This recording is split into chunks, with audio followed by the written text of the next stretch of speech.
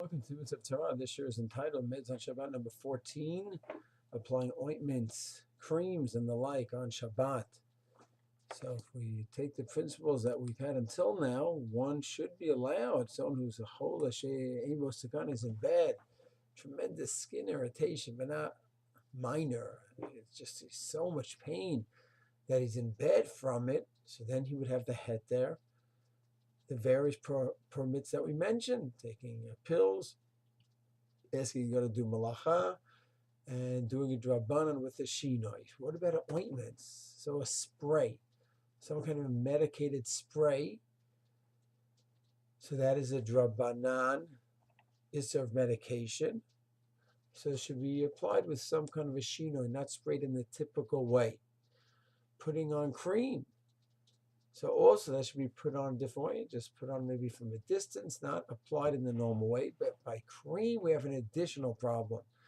By creams, we don't have the issur of medication, but we have another issur of mimareach. In Shin Yud Dalet, Sif Yud Aleph, someone takes wax, some thick material, and spreads it out. That could be a doraita prohibition.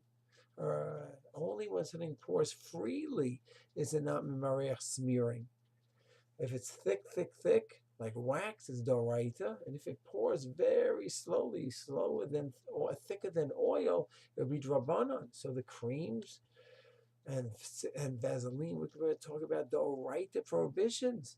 So all a person can do is just dab it onto the specific areas and not smear it, because we're talking about a doraita.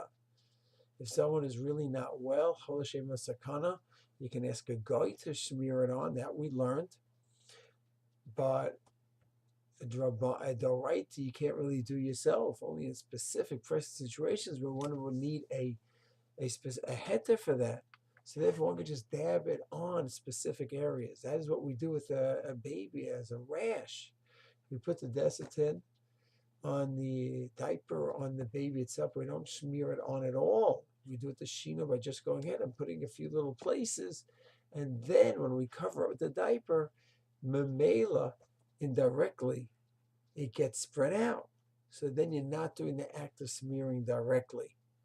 So it's very important, in addition to the knowledge of the halachot, of what leniencies apply to a chola she'ein bo sakana, we also have to understand the halachot of mimareach, where there's 3 levels, and the doraita is thick wax, thick Vaseline, that would be doraita.